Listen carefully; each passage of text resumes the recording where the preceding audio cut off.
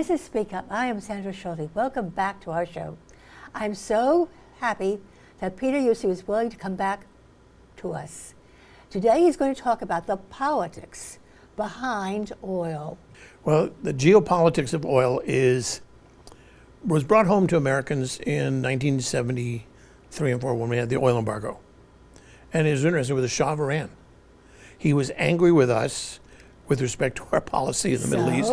So he said, I'm not going to send you any oil. And prices went from $2 to $5 in like a minute. The world panicked. Stock market went crazy. We went into recession. And that kind of pushed us into thinking about energy independence. And in the Carter administration, I was involved in, we were trying to take coal and make oil out of it, and it was the Sasol project that South Africa did during World War II.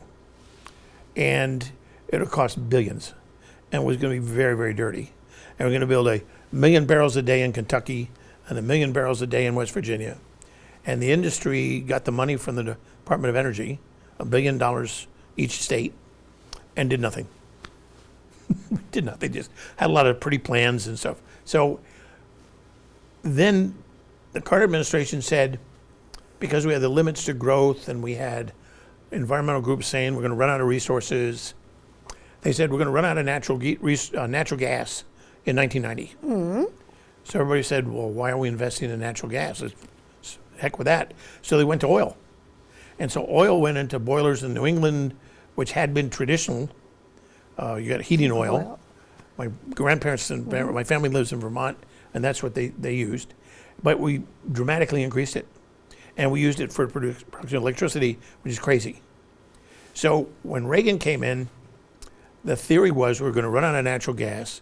We're totally dependent on imported oil. And coal was dirty. Mm-hmm. Nuclear was too expensive.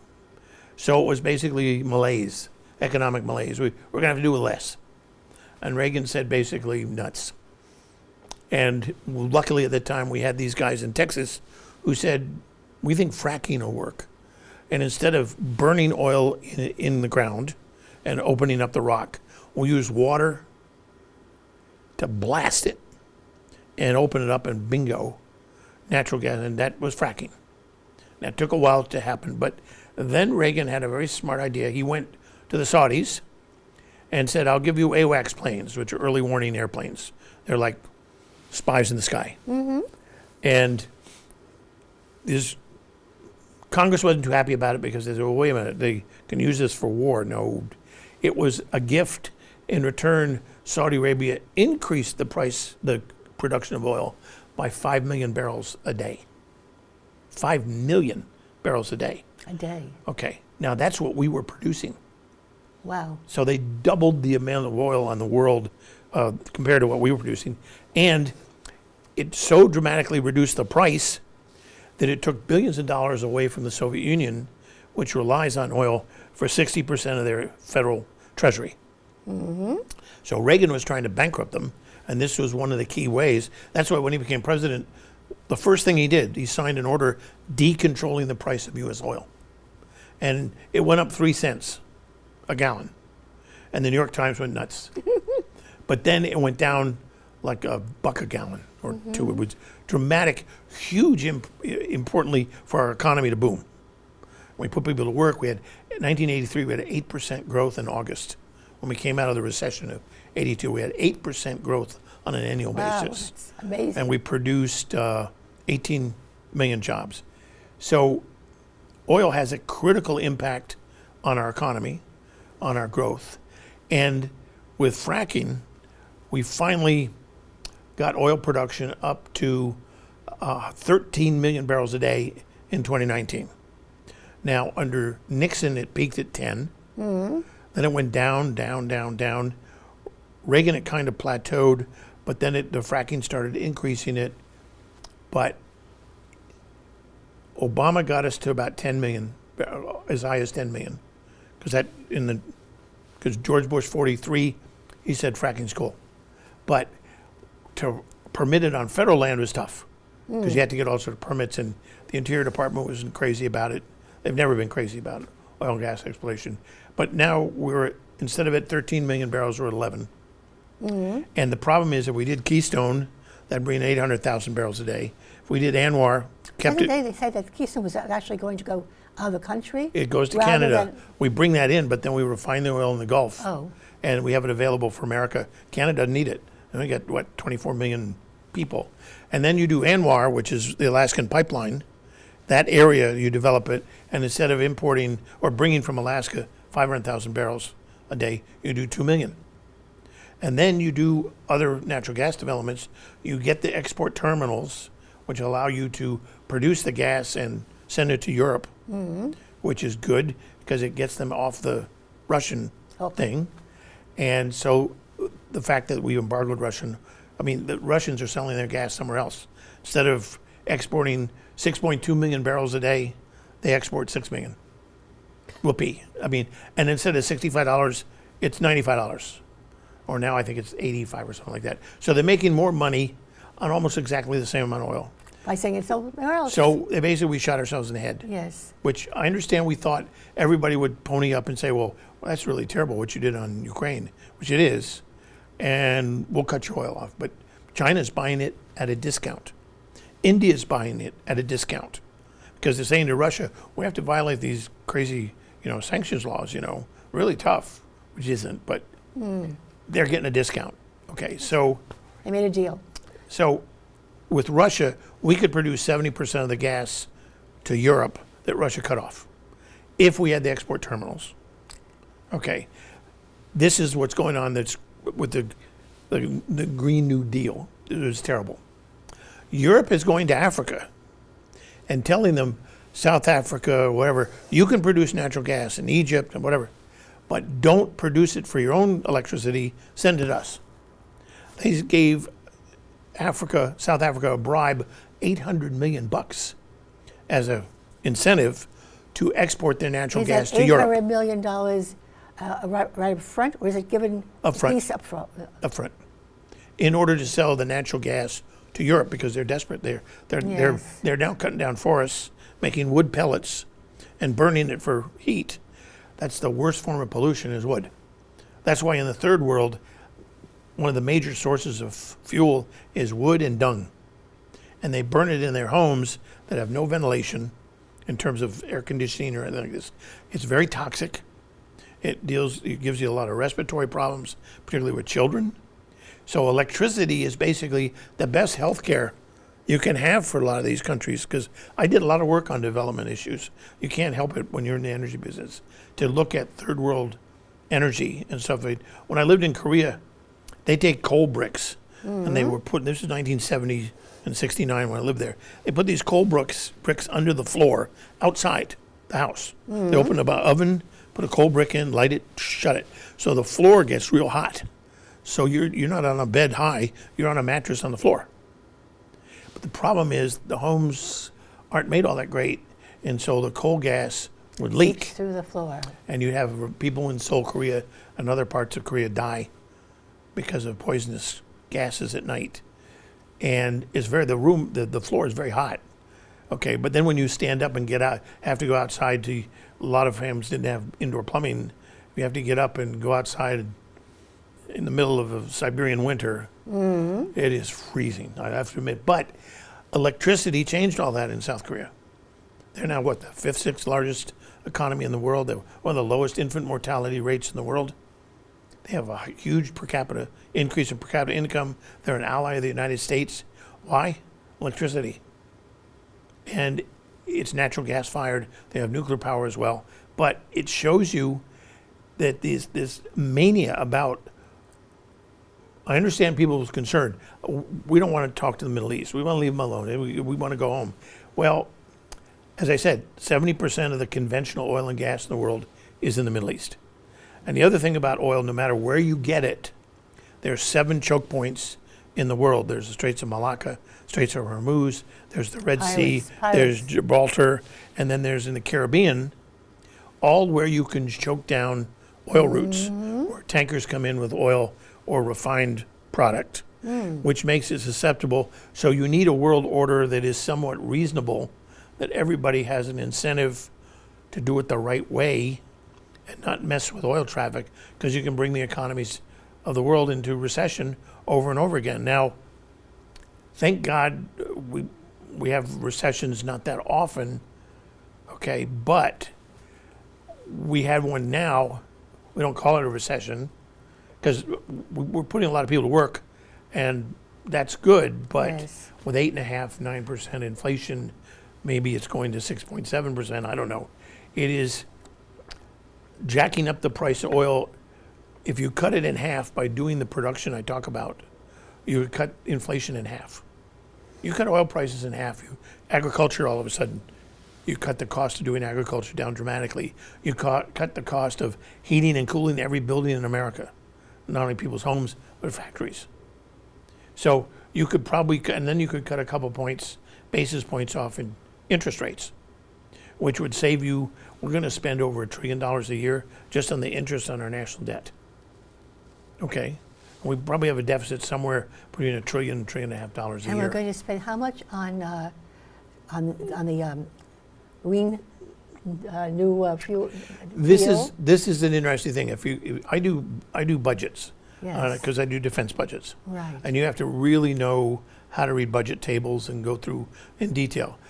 It says $400 billion over the next 10 years for Green New Deal stuff, but there is so much other funny money buried all over the place, which goes towards this kind of things, and it's even study money. We're going to study how we have a Secretary of Transportation said that roads are racist.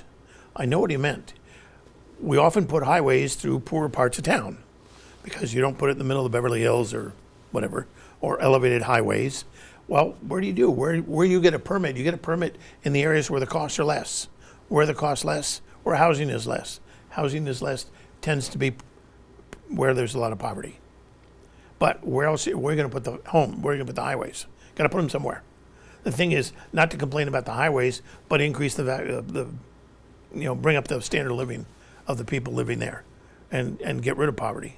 I mean, we spend $2 trillion a year on means-tested poverty programs in America. And instead of saying, why do we have 45 million people in poverty still in America, of which a very significant number are children, who are going to grow up without the opportunity to get a good schooling, to have good health care, and to get a good job?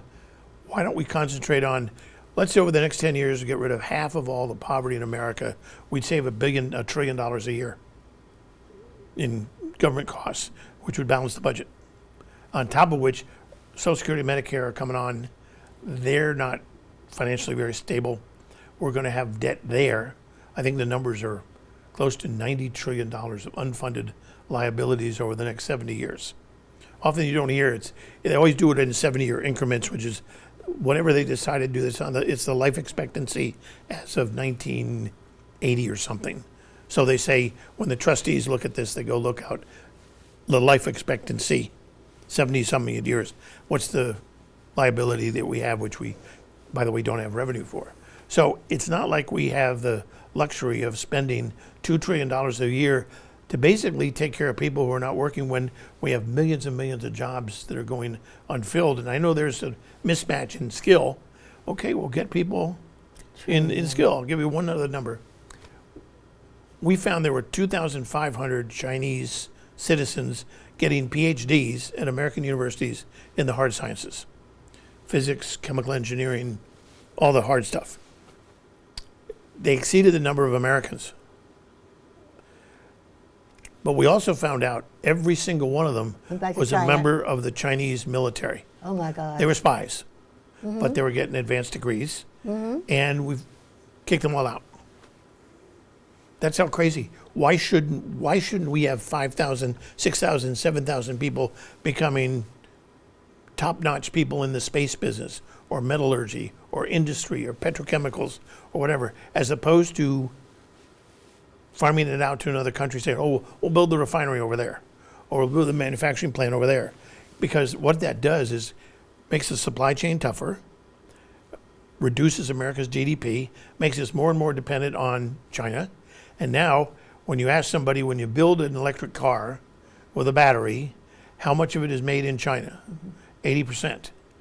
And the the nickel and the cobalt and all this stuff Comes that's from China. mined is mined by children in Africa in these open pit mines. You've seen pictures where the pollution is rampant. There's no safety goggles they're wearing. Okay, I have a brother who did metallurgy in Seattle for a company for many, many years. They didn't put the right filters in the filter system. And he ended up with terrible lung problems where it was very hard to breathe. And finally, it took 20 years after he couldn't work anymore for him to get compensated. And this is Seattle, Washington. So you're compounding what's going on in China and Africa, where environmental laws and OSHA type laws and EPA type laws are non-existent. And I know because when I was in law school in Columbia, we had something called the Legislative Drafting Research Fund, where we could earn money towards our degree, towards our tuition, by helping the environmental law professor draft the laws that EPA was first putting into law, because EPA was created under Nixon, and they said, okay, now what do we do? Okay, because nuisance law was basically the law for, smoke. And someone would sue in court saying, the smoke is obscuring my view of the East River. And that was environmental law. Or noise. For example, one of the first environmental laws, a mink farmer sued because his minks weren't minking because LaGuardia's airport was having planes at midnight and his minks were going and screwing around and going crazy. So he sued and he won. And the judge said, no planes after 10 o'clock. So his minks went back to minking and he stayed in business. So when EPA came to us, and Dr. Frank Grad, God, like, wonderful man, they said, what do we do? So I helped write a lot of the environmental laws that handled all the pollution we have now, the Clean Air Act. And then we did the Clean Water Act came out later. But clean air was tailpipes on cars and trucks and smokestacks of coal plants. And we had to get all the physicists and stuff said, okay, if we reduce it X parts per million, what happens? What bothers me is we don't encourage children to go into the hard physics.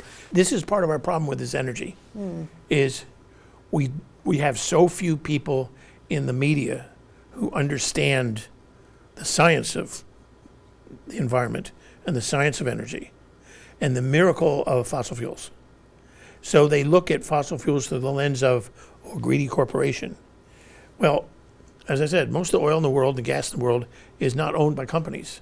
It's owned by governments, and they decide how it's produced. Mexico for years never put any money back into their fields, but you have to maintain them.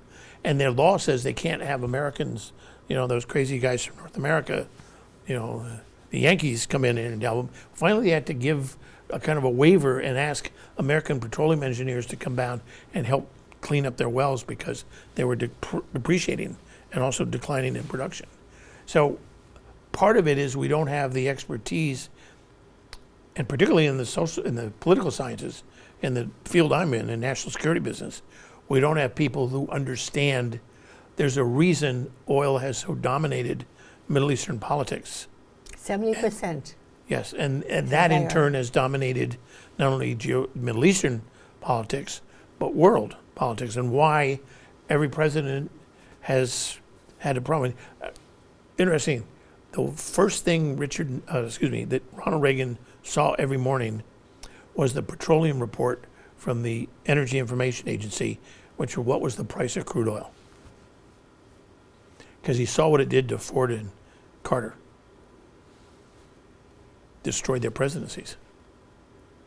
And you could tell from the futures market and current, West Texas crude is different than oil elsewhere. There's about a $10 difference, but you could tell it was steady state, hey, we're okay. Because the oil boys know buying and selling this stuff. So for people who are really worried about greenhouse gases, whether or not you think it's a problem, you cannot reduce the amount you think you need to without causing enormous energy poverty, what people call energy apartheid, in the third world. You basically have to keep people in massive poverty or starve them, or both, for decades. And that's immoral. They have every right to seek a better life as anybody else. Second, yes, we can reduce the amount of energy we use per unit of GDP, which we have markedly. We're 1/20th of what we used to be. We produce more GDP per unit of energy than anybody else in the world, with maybe the exception of Germany or some other European countries. But it's extraordinary. And that is, as you modernize, you get much more efficient. So we need to modernize. We have to be much more efficient. All true. But we're wasting hundreds of billions, trillions of dollars on seeking out this nirvana of a greenhouse gas free world. Doesn't exist. What do you think? What do you think our audience would benefit from as a takeaway? What should they? You have to understand America producing the energy we have makes us independent. And that's an enormous benefit. Plus, we can do it in a way that moderates greenhouse gases, we're reducing pollution dramatically. And oh, by the way, the number of very serious hurricanes is down. The number of very serious tornadoes is down. Because? Because the weather's changing. Mm-hmm. But not the way you hear it in the news is that it's all getting worse. It's not. Okay? Now, the Russians think the world is going through global cooling. The Academy of Sciences. Okay? Global warming was in the 1970s, but also the same people who think it was all saying global, we're going to have a coming ice age. Now, that wasn't all the research. It was just about 30% of the research. So we tend to get embroiled with these panics. Oh, we're going to rush over here and do something. Remember, millions, tens of hundreds of millions, billions of people's lives are dependent upon doing this right. And we're spending enormous amounts of money doing it wrong. So that would be my message, is we have to get back to energy independence, and then we don't have this collar around our neck being yanked by Russia, even though they're not a formal member of OPEC. We don't want OPEC doing that to us. And to get back to independence, we have to really... we have the ability. We have Keystone Pipeline, ANWR.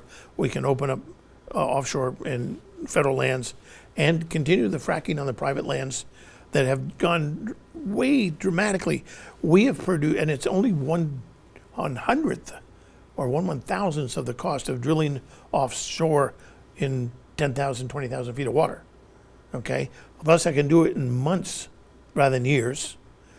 And it's clean. Fracking is a very clean production process. Okay? It uses air and water to blast open the rock. And it's 70% of our oil and gas right now. And people claim that it's exhausting our water supply. I have not seen EPA, the head of EPA under Obama was asked that question. Uh-huh. And she said, I have no evidence of that. Mm-hmm. Okay? Now, the water problem we have is agriculture and urban fight in Los Angeles and New Mexico, Arizona, and Colorado. Colorado is down dramatically because the snow melts less. And the problem is California has an absurd law. They don't catch the water and put it in a reservoir. They let it go out to the ocean because they don't want to harm the environment, because the snail darter or some crazy animal might get hurt. So all that water we could have collected over the last 20 years in reservoirs was never collected. So now there's a big fight between the residents' urban use of water versus farming. Now, farming and agriculture in California is the most unique resource in the world. To cover our bread basket. In the world. And not to farm that is crazy. On the other hand, people in urban areas need water. Well, desalination you could do, or build the reservoirs that California historically built to have the water supply you need. But again, early on I was an environmentalist. That was what I wanted to make a career. Unfortunately, the crazies took over the business. I would encourage people to read, go online, and find out information. If they want information from me, it's Huessy, Phuessy @hudson.org. Be happy to answer any questions I have. Did a lot of work for this session. It's something we just wrote a report at Hudson about energy independence and what they call being a swing producer, being the producer that if we produce oil and gas at a higher level has a huge benefit for the world. Is that we've tended to take greenhouse gas problems on faith. And I'm just afraid that Greta Thunberg as many of us call her, is not to not be our guiding light on national security and energy policy. It's very dangerous. And we're tying ourselves in knots financially, putting literally trillions of dollars in something that is not, even if it yields a reduction in greenhouse gases, is totally canceled out by China and India.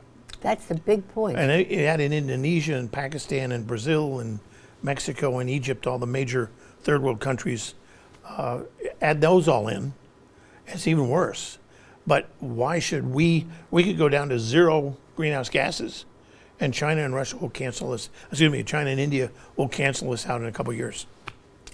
Especially if you can think about population increase as well. That alone. India is going to be the biggest population in the world, and we just hit 8 billion this week.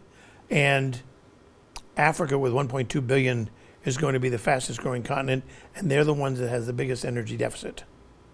So not producing fossil fuels, gas and oil and coal for them is like they have no alternative. They can do some nuclear power, but on the other hand, they have natural gas and coal resources, which they are being told by the Europeans, don't produce them, but send it to us. I don't think they're going to listen at a certain point. Well, some of the African leaders have said, well, that's kind of cheeky of you. Tell us that we can starve without adequate energy, but we have to then send it to you because of your fight in Ukraine. Mm-hmm. It's pretty cheeky that the Europeans are saying greenhouse gases are bad, but the energy can be produced, come out of the ground in Africa. We'll burn it here, and we won't get blamed for it. Thank you so much, Peter. Thank you very much, Sandra. Been a pleasure. This is Speak Up. I am Sandra Schulte. Have a wonderful, wonderful rest of the day. Goodbye.